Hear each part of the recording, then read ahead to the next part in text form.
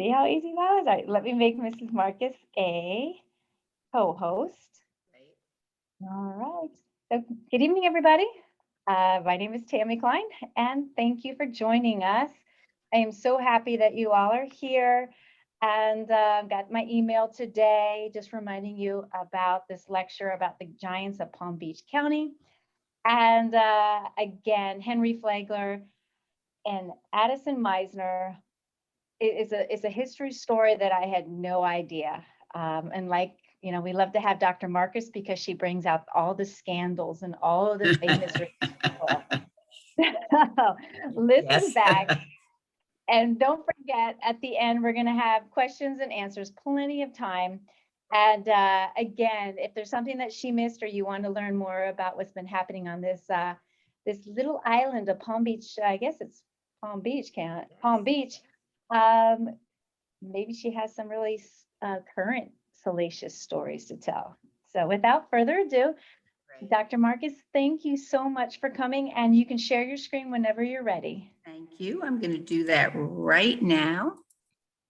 All right. Okay. So welcome. We have a great crowd tonight. Wonderful. And here we are with the giants of South Florida, Henry Flagler and Addison Meisner. And it is such a pleasure to be here with you at Gleneagles. And one day I'm actually going to really be with you in person at Gleneagles, but it's a pleasure. And Tammy, I can't say it enough, how delightful you are to work with, how incredibly professional you are, and how you make me better, Tammy. Oh, so thank you. Thank you. You recognize behind me the great Whitehall, which is now the Flagler Museum. And I'm betting that many, many of you have actually been to the Flagler Museum. And if you haven't, Tammy was telling us that she's actually planning a trip for you there this summer. So don't miss it. I have lived in South Florida for 36 years, and I always heard the names Henry Flagler and Addison Meisner. And I just wanted to know more about these people who actually made South Florida what it is today. Henry Flagler invented it. Addison Meisner transformed it. And we're going to begin at first looking at Henry Flagler. And I give you his dates. And if you've been to my lectures, you know how much I like dates. I just like to know where things happened in my lifetime or in the history of the world. So Henry Flagler was born 30 years before the Civil War, and yet he seems very contemporary to me. And there are two pictures, of course, young Flagler and a Flagler that I was more used to seeing when he was quite a bit older, in his 80s.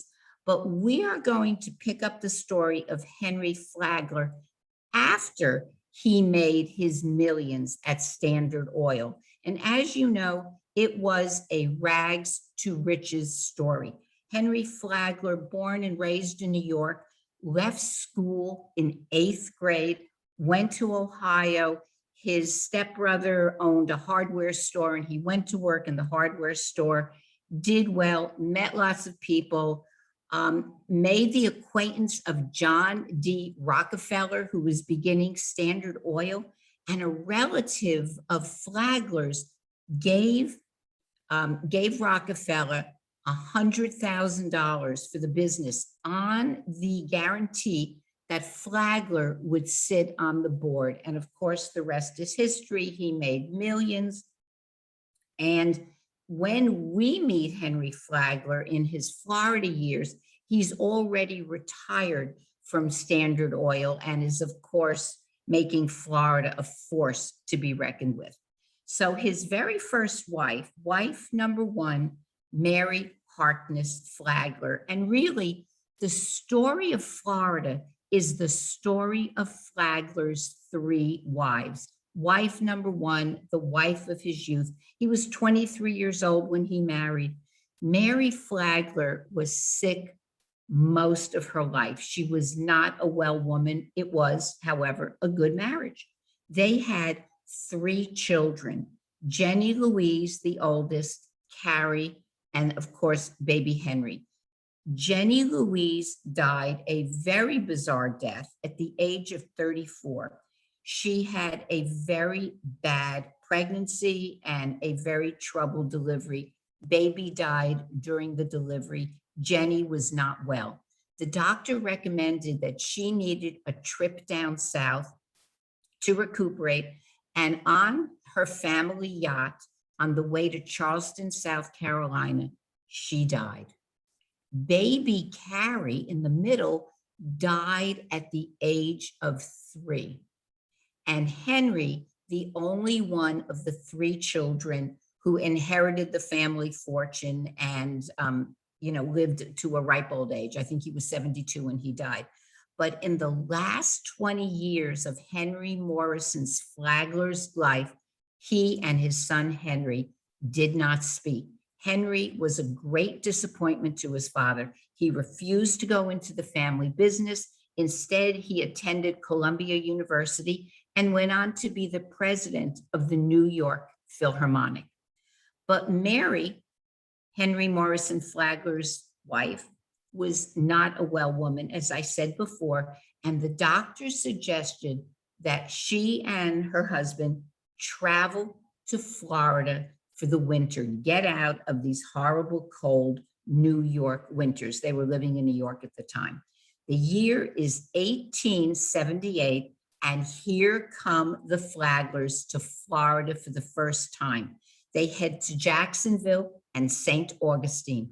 And that picture on the right is probably what they would have seen through the windows of their train as they were heading south. It was Jim Crow country.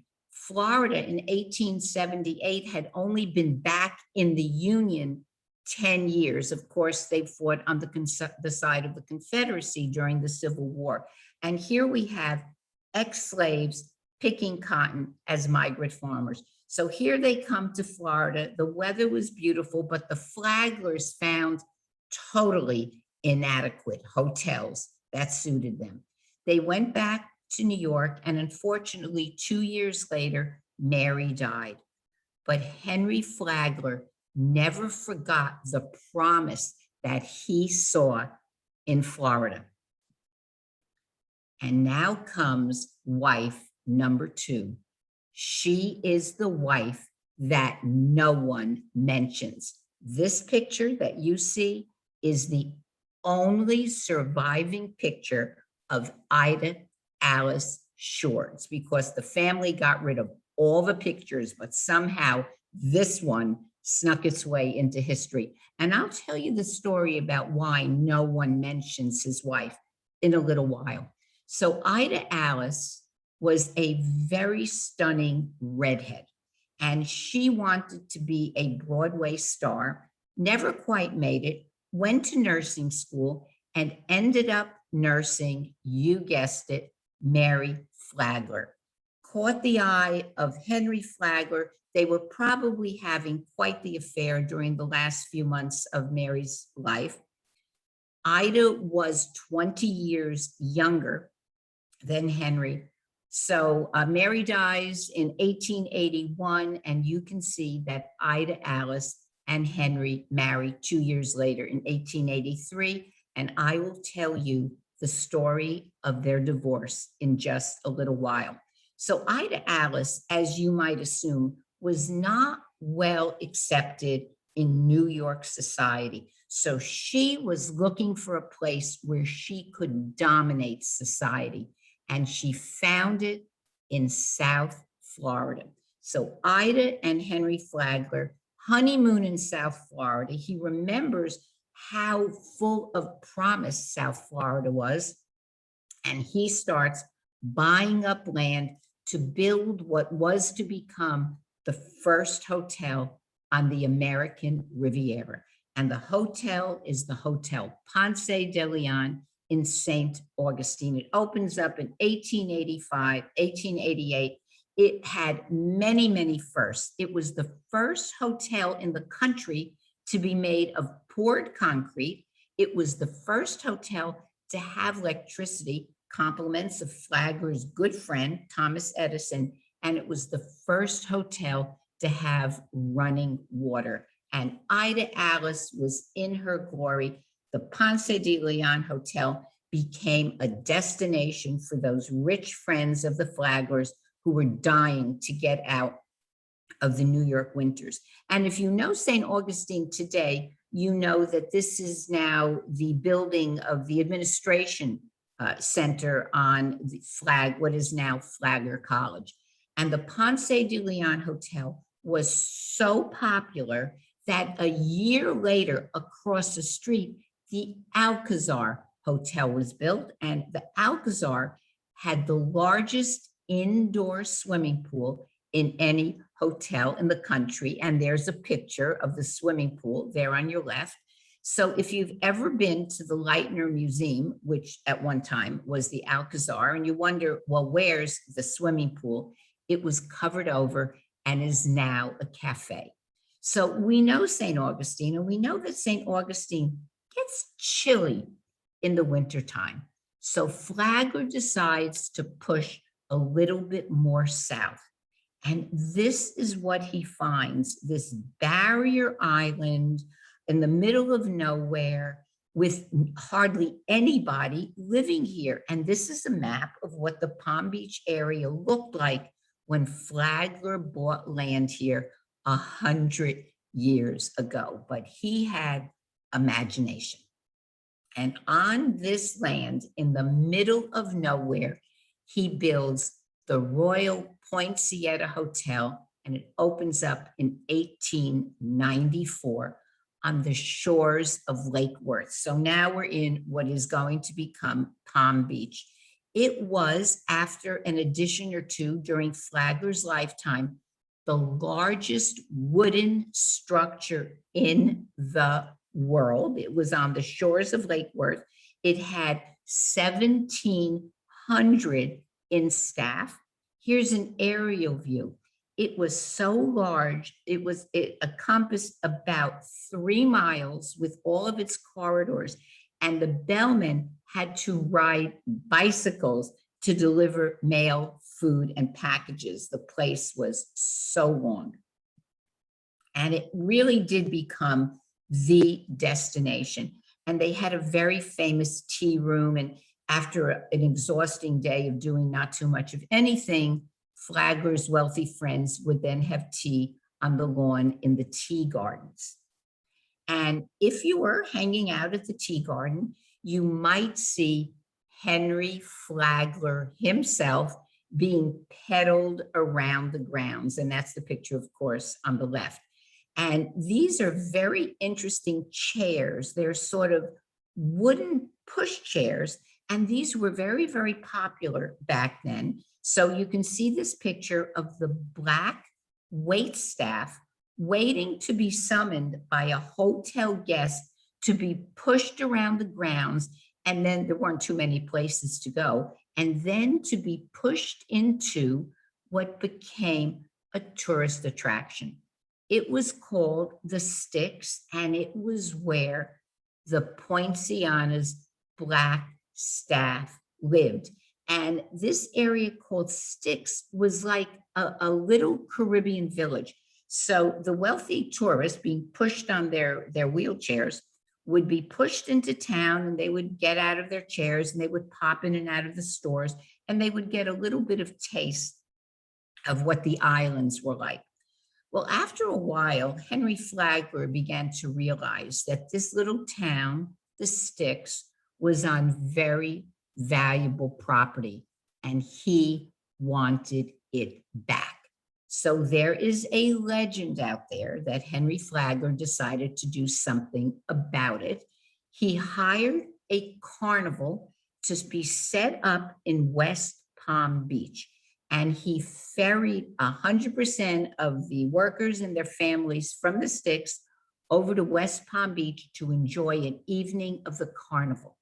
And the legend says that while the workers were away, Flagler's men burned the town to the ground so Flagler could get the land.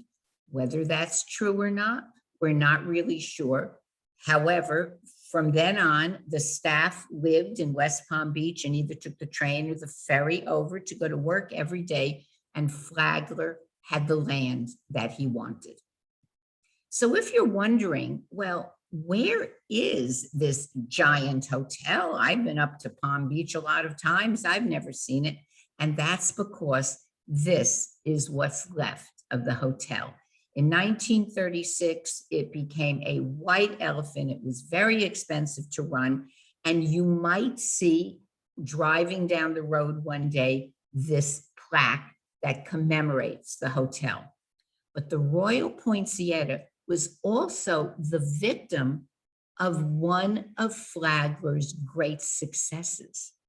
And that was the Palm Beach Inn, known as the Breakers. So about 1899, he opens up the Palm Beach Inn, again, built of wood, but the inn is built on the ocean. Remember, the Royal Poinsettia was on the shores of Lake Worth. So people, they don't want to go to the shores of a lake. They want to be on the ocean. And they would call up to make reservations and they would say, you know, I want to be in that hotel, the one down by the Breakers. So when the hotel burned about 1900, you can see a picture of it burning, rebuilt as the Breakers, burned again in 1926 and rebuilt as we know it today. And I'm betting that many of you out there have stayed at the Breakers, have had tea at the Breakers, or that fabulous Sunday brunch at the Breakers. But let's talk now about Ida. So Ida is the queen of Palm Beach society. She's living the life she always wanted. But Ida is growing increasingly mad. The Ouija board was invented in the about the early 1890s, and Ida became passionate about the Ouija board. And you know how those Ouija boards work. It has a little planchette and you sort of move it and supposedly it spells out messages. So the Ouija board tells Ida that Tsar Nicholas II from Russia is madly in love with her and that he will be coming any day now to get her and take her back to Russia so she will become the Tsarina of Russia. And I am not making this up. She was totally convinced that Nicholas II was coming for her. And she started seeing doctors, and Henry Flagler started, taking her here and there for diagnosis, for help. Nothing could help Ida's growing insanity. She became very violent towards her husband. And at one point, her doctor told Henry Flagler that he should start sleeping with a knife by his side. So finally, back in New York, there is a diagnosis. Mrs. Flagler suffers from incurable insanity, and she is permanently committed to a sanitarium in 1898. And you can see this is an article from a New York paper. Now, it's not very kind. Mrs. Flagler is demented. And that arrow is pointing to a cartoon picture of Ida Flagler. So if you Google Ida Flagler, that is the only picture on the internet that you are going to get. But you know better because I showed you the only living surviving picture of the woman. So she dies in 1930. She outlives Henry Flagler by 17 years, spends the rest of her life very well cared for in a sanitarium. And what about her husband? So her husband, Henry Flagler, meets wife number 3, Mary Lily Keenan, in 1891, years before Ida was declared insane. There is almost 40 years between Mary and Henry. It doesn't seem to matter. She's from a very well-to-do family in Wilmington, North Carolina, and Henry Flagler would send a private train to pick up Mary Lily and take her down to the Royal Poinsettia so they could have their rendezvous. So there was a real problem now because New York did not allow divorce on the grounds of insanity. So is Henry Flagler going to be stuck married to Ida for the rest of his life? Oh, no, he's not. Because what does Henry Flagler do? He decides to make his official residence in where? In Florida, of course. So he comes to Florida, throws some money around, gets the governor and the Tallahassee legislature to pass a law known as the Flagler divorce law, making insanity grounds for divorce. And some papers were absolutely horrified that Tallahassee did that. One newspaper editorial said, Florida has a monstrous law and a barbarous one, and it was made for one man. And yes, it was made for one man, and only one man ever got a divorce under this law because several years later it was repealed. And 10 days after his divorce from Ida, here they are, married in Wilmington, North Carolina, at the family homestead. They were, by all accounts, very well suited for each other. And when you look at these pictures, she does not look 40 years younger than he does. She looks like a peer, but she is that much younger. And they had supposedly a very good marriage, and who wouldn't have a great marriage to a man who gives you Whitehall as a wedding present. Whitehall, of course, is now the Flagler Museum. The New York paper said grander and more magnificent than any other private dwelling in the world. And now Mary Lily was the queen of Palm Beach society, and all of their wealthy friends would end up staying at his great hotels and dancing to the end of the season at the Washington Ball at Whitehall. And the season at that time went from December to Washington's birthday, February 22nd. But it took Addison Meisner to allow the Northerners to extend their season, because Meisner built them fabulous homes and they didn't have to stay in hotels anymore. So I know that you've had a speaker who talked about Flagler and the railroads. And just briefly, to remind you what you already know, is that after he builds these grand hotels, how is he going to get his friends here? Because the railroads were really very inadequate. You had to keep changing trains. So he gets the idea, of course.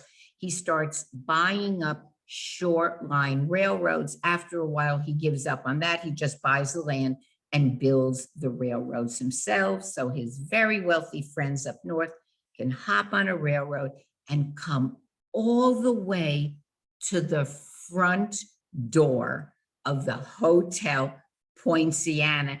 That is the Vanderbilt family arriving at the hotel in grand style. But Flagler wanted to push even further south.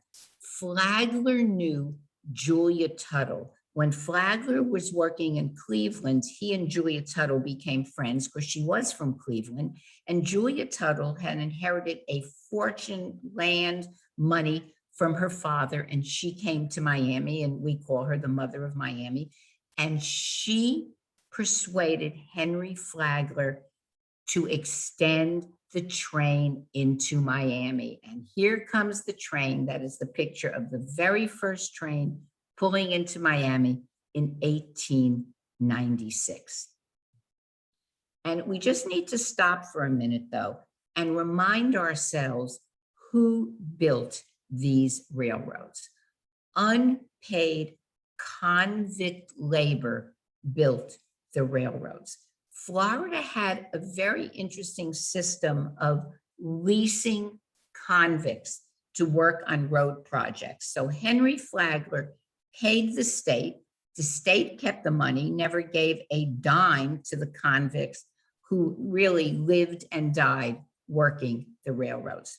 So Henry Flagler isn't content with just going to Miami. He sees great possibilities by extending the railroad to Key West, because he really felt that the opening of the Panama Canal was being built at the time, the opening of the Panama Canal would make for great commerce, and he was one smart man. So he decides he is going to build the railroad to the Keys, and he does. It is called the Oversea Railroad. It is the railroad that crossed an ocean, and you can see it crossing the ocean right there. So depending what you think, it was either the eighth wonder of the world or Flagler's folly. Turned out to be more of a folly. The a hurricane earthquake combination, 1935, destroyed the trestle, destroyed the tracks. You can see the train off on its side. The train tracks were never rebuilt. And I know that if you go to Key West today, I'm sure many of you have to drive. And when you drive over some of those same trestles that Henry Flagler built. And Flagler died under sort of very quirky circumstances in this mansion of Whitehall in the middle of the night. Some historians believe that he was probably looking for the bathroom. He falls down that grand marble staircase, never regains consciousness, and dies, 1913. His funeral is in St. Augustine, and he is buried in his beloved St. Augustine. So now Mary Lilly is one of the richest women in the world. And what happened to Mary Lilly is still to this day mired in mystery. So there's Mary Lilly with the two men in her life, Henry Flagler and Robert Bingham. So Mary Lilly and Robert Bingham actually knew each other when they were quite younger, and they reconnected after Henry Flagler's death. So Bingham's wife commits suicide. She is driving in a car. She's riding in a car being driven by her brother. The car goes over a train trestle, and she commits suicide by jumping out of the car over the trestle into the water. 3 weeks later, Flagler dies, falling down the steps at Whitehall. They reconnect and they marry in 1916. And of course, this is the great love of his life. He waives the rights to her fortune, and she agrees to leave him $5 million. Bingham is a rather penniless judge in Louisville, Kentucky. They are married about 6 months when Mary Lilly begins becoming mysteriously ill. The marriage, even 6 months into it, was not a good one. She was very depressed. She missed her Florida life. She's stuck in the middle of nowhere in Louisville, Kentucky. She starts taking drugs, opium. She starts to have all kinds of heart problems. Her husband brings in a doctor. What kind of doctor? Not a cardiologist, but his friend, a dermatologist. And 9 months after her marriage, Mary Lilly, one of the richest women in the world, is dead at 50. Bingham inherits the $5 million he'd agreed to, and her family cries foul. There is a secret post-mortem. They dig up her body. The results of the coroner says large doses of morphine, arsenic, adrenaline administered, but nobody could prove to this day that it was murder. Well, what about Bingham? What did he do with that $5 million? Bingham purchases the Courier Journal and Times, becomes a very, very well-respected newspaper in Louisville. He becomes a crusader, an investigative reporter, becomes a passionate supporter of Franklin Delano Roosevelt, and is rewarded by being named the ambassador to the United Kingdom. So Bingham serves 4 years as ambassador. When he steps down in 1937, he is succeeded by Joseph P. Kennedy. But the history of the Binghams is sort of like the history of the Kennedys, where horrible things happen generation after generation. And I'm going to show you my email address at the end of my lecture. You know, I always do that. So don't bother taking down this book. I can just send you the name of it if you shoot me an email. The Binghams of Louisville, sort of all of the dirty laundry of the Bingham family and the way that some of his descendants died under very mysterious circumstances. And then we have Addison Meisner. So Addison Meisner is 42 years old when Henry Flagler dies. They never met each other, though Meisner has stayed at several of Flagler's great hotels in Palm Beach. Meisner is a big man. He stands 6'4", he weighs 300 pounds, and in the 1920s, he is the most famous architect in America. So if Flagler's story was rags to riches, Meisner's story is riches to rags. But I just want to remind you of what we mean when we talk about the kinds of architecture that Meisner is building, that he created. It's called the Palm Beach look. And here it is. So when he's designing his houses with the Palm Beach look, it's there. Many of the houses are built of materials that are natural to Florida: coquina stone, cypress. We have barrel roof tiles. You can see the arches over the doors in the front, the balcony over the front door. You can see the portico around on the right of the picture. You can see the Moorish Spanish influence over the windows. This house, by the way, was built for one of the Wanamaker's. Those of you from Philadelphia, you know the famous Wanamaker chain of department stores. One of the Wanamaker's brothers had this house built. And you might be very interested to know who owns this house today. It is owned by Dr. Oz of television fame. So Addison Meisner was not only an architect, he was an interior designer. And this is what some of the interiors of his homes look like. In fact, the home on the left is Meisner's own living room. And if you look at the living room, we see that Palm Beach style, the very luxurious materials, the rug on the floor, the stone floors, the ceilings made of wood, the fireplace in Florida, the marble surrounds. If you look to the left of the picture, you see the arched windows, very, very rich looking designs inspired by Moorish architecture and Spanish architecture.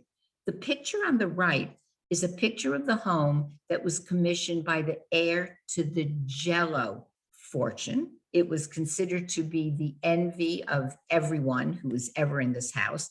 And this is the inside of the house, the portico, the Moorish accents over the windows, the tile floors. So Meisner gives you so many choices because he had a catalog.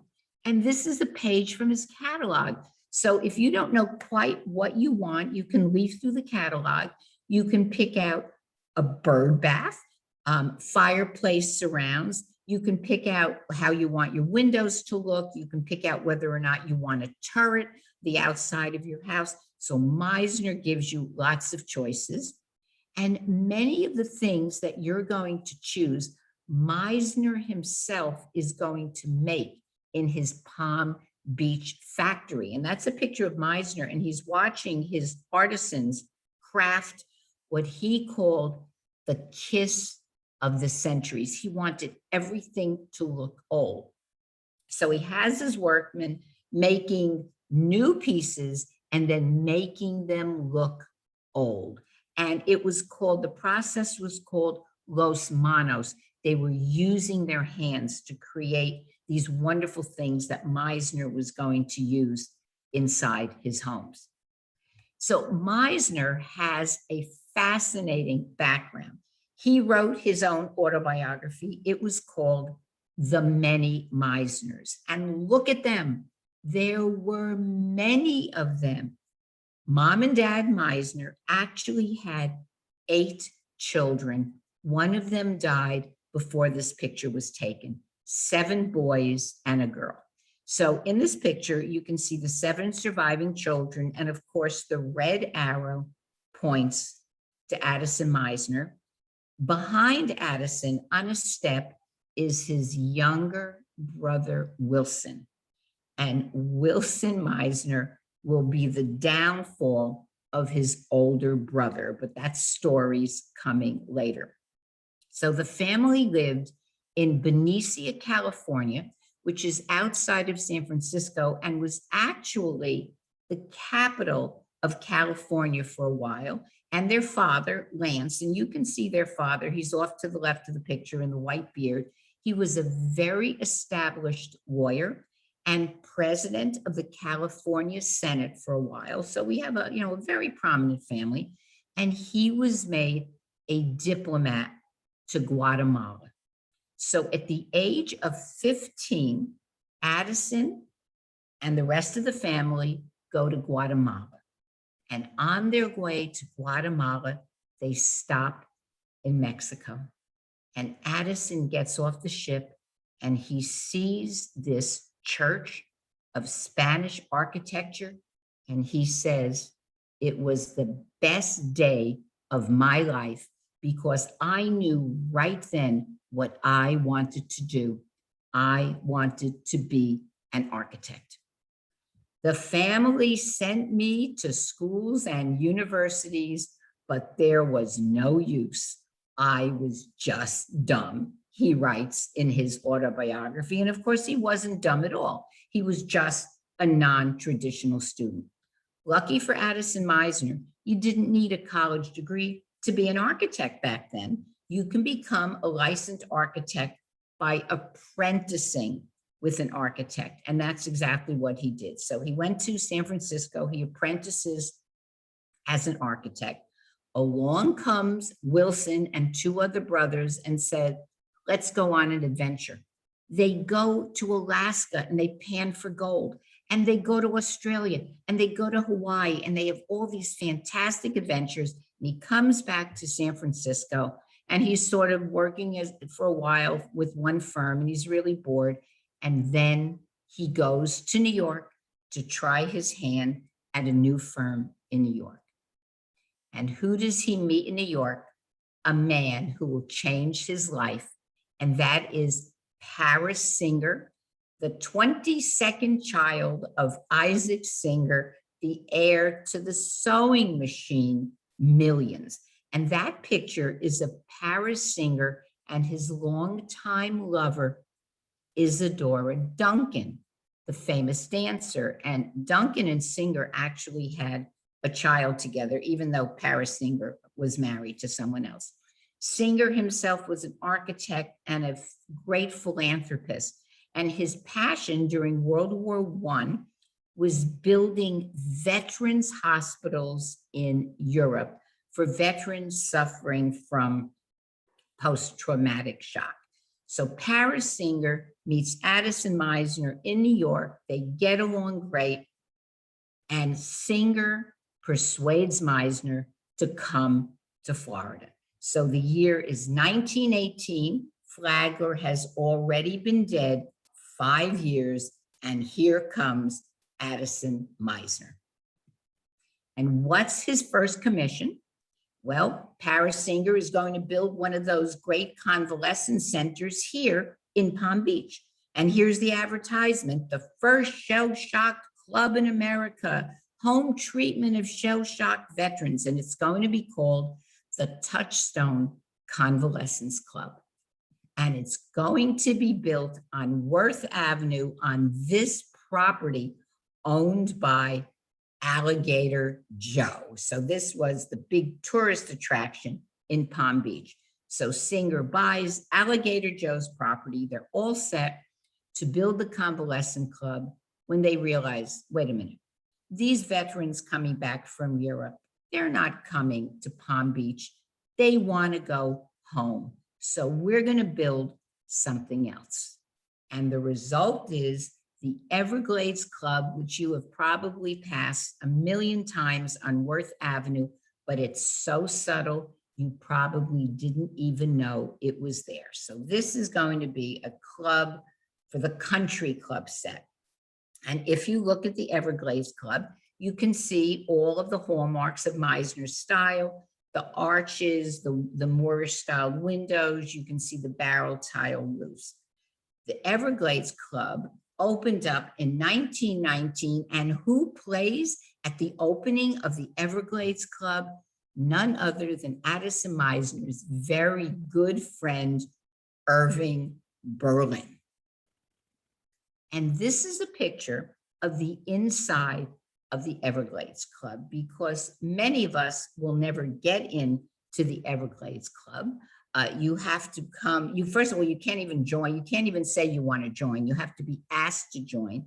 It's incredibly private. They don't have a website. They don't allow cell phones on the premises. But about 5 years ago, they gave permission to the Palm Beach Post to come in and take pictures. So here's a picture of one of these grand rooms at the Everglades Club.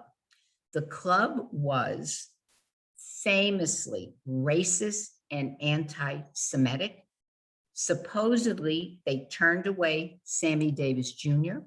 They suspended one of its members, C.Z. Guest, for having the audacity to bring Estee Lauder, a Jew, to the club. And Joseph P. Kennedy resigned from the club in the late 1950s because he thought being a member of the club would be bad for his son's career. So when we're done, tell us, any of you out there who've ever actually been inside the Everglades Club, what it's like. Well, this couple was at the grand opening of the Everglades Club. Ned Stotesbury had made a fortune, a banker in Philadelphia. His second wife, Eva, wanted to be, of course, the queen of society in Palm Beach, and she immediately fires the architect that was working on her mansion and hires Addison Meisner. The first great mansion he builds, El Mirasol, 37 rooms. You can entertain 1,200 people at El Mirasol. It sits on 44 acres of property. You can see the intercoastal and the ocean, just a fabulous, fabulous spot. So you're wondering, well, what happened to El Mirasol? Well, time happened to the mansion. Ned Stotesbury has financial reversals during the Depression. He dies in 1938. Eva dies in 1946. And of course, the kids sell the property. Everything must go. 4,000 people attended the executor's sale at $2 each. And I just think that picture is so sad. On the top left, somebody is carrying out a piece of their furniture that they obviously bought at auction. And the house was knocked down like so many other Meisner mansions. It was demolished in 1959. And what's left of it? What happened to the property? Of course, the developers happened on the property, and now it's many, many homes.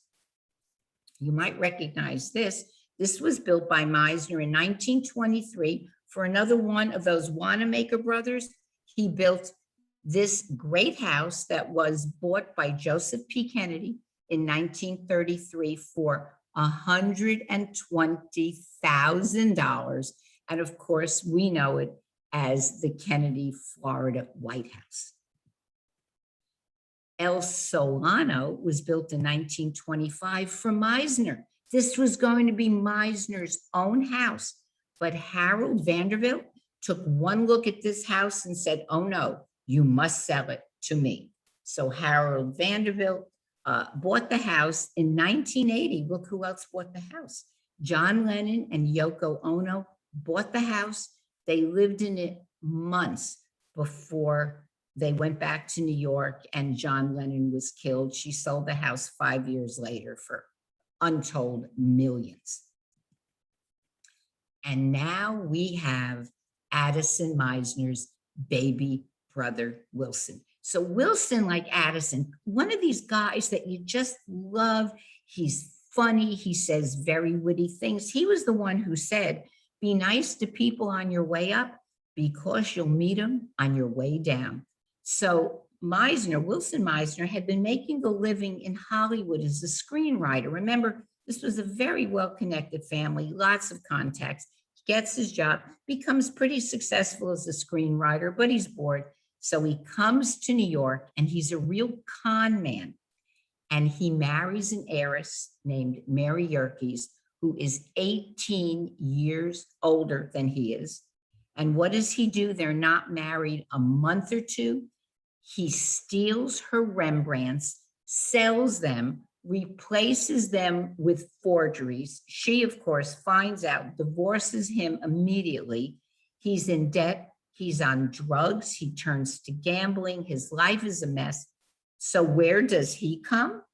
Of course, he comes to Florida. He said Florida was invented for Addison Meisner's little brother. So 1925, by the time he comes, Addison Meisner is at the top of his fame. He's so famous that he can be quirky. He can be eccentric now. So he has a pet parrot and a little spider monkey that he calls Johnny Brown that he takes everywhere with him. And when Johnny Brown dies, Meisner is inconsolable, and Johnny Brown's tombstone is off in a little corner plot on Worth Avenue. The next time you're on Worth Avenue, you might want to find it. And in 1925, so here we have Wilson and we have Addison, and they open up the Meisner Development Corporation. And on the board of the corporation are the two Meisner brothers. Then we have Irving Berlin, and of course we have Paris Singer, and we have Estee Lauder and their good friend Harold Vanderbilt. So we have a very well-known high-end group of people with a lot of cash and a lot of influence. So Meisner's vision and Singer's vision is to build what they called the world's most beautiful architectural playground. And it's going to be built in Boynton Beach. Yep, Boynton Beach. But the town officials in Boynton Beach weren't willing to relocate A1A or Federal Highway. So they said no deal. So what does Meisner do? He goes a little further south where the Boca Raton people are a lot more willing to do whatever it is that the Meisners want to do. And they're going to open up. So they open up day one, this fabulous community we're building. It's going to be called El Camino Real. And on the first day, they sell $2 million worth of property. And at the end of about 6 months, they've sold something like $400 million worth of property. But Wilson starts making promises that are impossible to fulfill. For instance, in one brochure, he says, this is the home where Addison Meisner, the architect, is going to live. It's a castle with a drawbridge. This obviously never got built, but some things actually did get built. Maybe you know somebody who lives in Old Floresta. Old Floresta was supposed to be a group of 250 Meisner homes that Meisner was keeping for his own family. And there's several Meisner homes still existing there. And then you may remember passing this church. Meisner built it.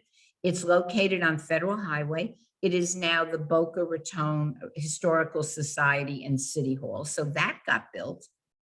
And the centerpiece of this great community in Boca Raton was supposed to be the Cloister Inn. And that picture on the right would be opening day of the Cloister Inn and people on the polo ponies. And there were supposed to be golf courses and polo grounds. And it was supposed to be unbelievable. Then, of course, the Cloister Inn, you may recognize it now more as the Boca Raton Resort and Club. It went through several different hands before it finally is what we know as it today. So what happened to this hotel and to the dream that Wilson and Addison Meisner had? Twin disasters. The first disaster was a devastating hurricane in 1926. The dikes holding Lake Okeechobee burst. Land was flooded. Hundreds and hundreds of people were killed. Most of South Florida was underwater. Are you going to buy land that's underwater in South Florida? So that, combined with the fact that the chairman of the board of Meisner Development was disgusted with the promises that Wilson Meisner was making. That is General Coleman DuPont, and he started writing letters to the newspapers saying that Addison and Wilson were con artists, and he resigned from the board. That great hotel, the Cloister Inn, closed after being open for less than a year. Big article in the New York papers. The buyers of Palm Beach property tell of many promises broken, and the lawsuits began. And Addison Meisner himself said, where there is a will, there is a lawsuit. Wilson wrote Paris Singer for money, and Paris Singer's reply, I am sorry, but money is scarce these days. In fact, you owe me money. And Paris Singer, he had his own problems as well. Singer Island, the plans were abandoned. This great hotel was just never even built other than a shell. Singer was arrested at the Everglades Club for collusion and larceny. He got out of that. He went to Europe and died 8 months before Meisner died. And Meisner, his career is in ruins. His reputation is shattered. A few assignments coming this way. To the end, Irving Berlin nursed him and remained loyal to him. Meisner dies of heart failure, 1933, and so sad, a month and a half later, everything is on the auction block. And what about Wilson? So Wilson, when he saw things were going south, he goes back to California. He buys part interest in the Brown Derby. He goes back to writing screenplays. He writes the screenplay for James Cagney. He gets a telegram that says his brother's dying. And he writes back, stop dying. I am trying to write a comedy. Addison dies in February. Wilson dies 3 months later. They're buried together in Cypress Lawn Cemetery in California. So Stephen Sondheim knows the story of Wilson and Addison, and he says that they represent divergent aspects of American energy. The builder, Addison; the squanderer, Wilson; the visionary, Addison; the promoter, Wilson. And he writes a play about them called The Wise Guys. And this never gets to Broadway. It's the only Sondheim play that never made it to Broadway. But it had some readings with Nathan Lane as Addison and Victor Garber as Wilson. It was redone, retitled Bounce. It really didn't get any bounce at the box office. Retitled again, The Roadshow. Did very well at the Kennedy Center. I've never seen it. If you've seen it, please let us know. And finally, if you're interested in reading about the Meisners, here are 2 books, and they really see the Meisner brothers from very different perspectives. The one on the left, The Legendary Meisners, you can see it. They see Addison and Wilson as Laurel and Hardy, sort of comic figures, but I think that's too insulting to Addison Meisner and his gifts. The other book, Boca Rococo, talks very objectively about Addison Meisner and seems to think that he was much more a victim of his own bad management, his trust in his brothers, and never really meant to defraud anyone, no collusion.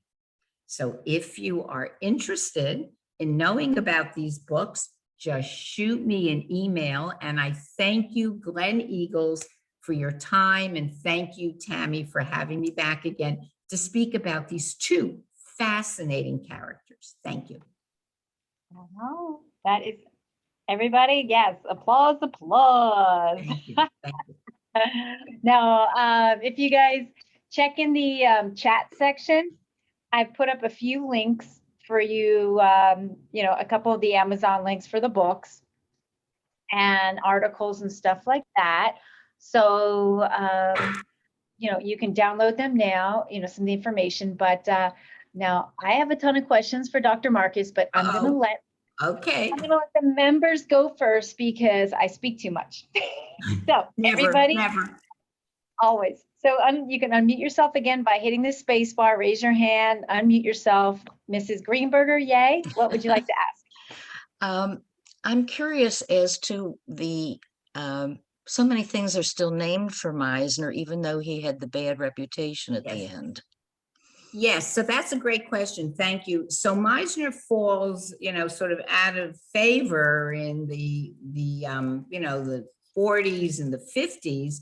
But in the 1970s, the Boca Raton Historical Society starts preserving and appreciating his homes. And ever since the 1970s, he has really come much more back in favor. And history, you know, yet will tell what Addison Meisner knew or didn't know about what his brother was doing. So I just see him as such a tragic figure, but right now he's certainly very well appreciated in South Florida between Meisner Elementary School and Meisner Plaza, and, you know, Meisner's name on everything. So just a fascinating character, but he seems to be back in the good graces of the architectural world for his accomplishments and his achievements, not for his business sense. Great question. Thank you. Anybody else? Speak up. Speak up. I'm so sorry. My quick question is, while everybody is still thinking, you mentioned before that the two really didn't, you know, they didn't overlap each other because, you know what, the two stories should. Why, or did they like, I mean, what was the reason? I mean, you have these. It's interesting. They overlap by 40 years, of course, but for much of those 40 years, Flagler was here in Florida. Meisner was in California and New York. By the time Meisner gets to Florida, Flagler has already died. He's gone 5 years already. But from what I understand, that Meisner had stayed for a while at the Royal Poinciana Hotel and sort of turned his nose up, and that Meisner didn't think much of Whitehall. He had visited it. And actually, Meisner also visited Vizcaya, which of course was not built by him, but he sort of sneered at that. That was just old architecture, and he was into new architecture. So they never did meet, but it would have been very interesting if they had. It would have been quite the amazing story for the two Maybe of somebody them. will write that. Wouldn't that be an interesting short story or a play? Have Flagler and Meisner meet and talk. Oh, I'd want to know wow. more about Flagler's 3 wives myself, especially that wife number 2. Yeah. Now, what about Addison Meisner's love life? Did he have one? Did he have any kids? There is some thought that he is gay. And if you go on many of these websites, you know, he's called the gay father of architecture in Palm Beach. But there's, you know, nothing to prove that, or, you know, we don't know that for sure. He didn't write any of that in diaries as far as we know. So he may or may not have been gay, but he never married. And Wilson, of course, he married that New York socialite who I guess was swept away by his personality and then defrauded her. Anybody, any of our members have some questions? anything about maybe current, like, because the salacious scandals and stuff, they continued. I'm sure there are. I'd want to know if I were going, if you take this group back to, if you take a group to Flagler Museum, ask them why they don't have any pictures of Ida Alice, that Okay, second wife. And actually, I had talked about Henry, the son, who wanted nothing to do with the father's business in Standard Oil, but it was Henry's daughter who saved Whitehall from demolition. Whitehall, Mary Lily dies and Flagler already is gone and Whitehall is going to pieces, and his it granddaughter. needs a lot of money to support it. And it's Henry's, the son, Henry Jr.'s daughter, who pours the money into Whitehall and restores it. And I think they tell you that story when you're there. Oh, well, that is amazing. And then, oh, Mrs. Greenberger, yes, ma'am. Yes, the other question about Singer and some of the other investors, did they all lose everything? They lost money. Yep, they lost money. All of them. Yes, yep. They went into Meisner Development Corporation went into bankruptcy. They lost a fortune. Everybody was embarrassed. It was I'm sure, a very bad time for everybody concerned. They were all ruined. Yep. Well, yeah, except they were probably had millions of dollars, so they weren't as ruined as Addison was. Oh. Addison was ruined. He had nothing. I had read someplace that at the end of his life, he had something like $1,500. He had nothing. Oh. He went broke. He had a few commissions here and there, but nothing to speak of. Sad end. Did any of the Vanderbilts or the Goodyears or anybody like that, have, commission him to build a home? Well, yes, Harold Vanderbilt bought the house that Addison Meisner was going to live in himself, but they all deserted him at the end when they had the terrible publicity and they went bankrupt. Most of them just stepped right away, except for, I think, so interestingly, Irving Berlin. So I don't know. That's sort of an interesting bond. Irving Berlin supposedly nursed him through the last days of his life, but everybody else deserted him, and his own brother deserted him. What did Wilson do? He went back to California. All right, everybody. I think I'm out of questions. I hope everybody was, amazed, or I don't know how many of you did not know this story about the two of them. I hope everybody learned something. And Dr. Marcus is going to be back. I hired her to come in person in December. No, Yes. December. I can see all of you in December, not just your faces, all of you. It's going to be amazing. Yes, I've hired her to come back, and Dr. Watson's coming in person, and all of your favorites, and hopefully, and some new people. And we are going to plan some summer trips, definitely ever up to Whitehall and have lunch out there. And I even have in the works a trip to St. Augustine. Nice. And, yes, Flagler's all over there, of course. I know. That's why it's like Nice. I'm kind of going to intertwine. So I just have to figure out the best time to go to St. Augustine. It might even be in the holiday season, to see the Christmas lights. Oh, yes, yes. Whitehall is great to visit. Whitehall is an outstanding place to visit. And they have the huge portrait of Lily there with her pearls. Yeah, They yes, claim- you love They pearls. claim that necklace costs so many millions, because each pearl is perfect. That's A great. long strand, millions and millions of dollars. Yes. It's Yes, nice to I'm have a wearing my high pearls heel. too, but they're not hers. No, she's a long strand. Yeah, I heard that he gave his wife millions of dollars of jewelry. Oh, yeah. He loved her. I have no doubt that it was quite the love match.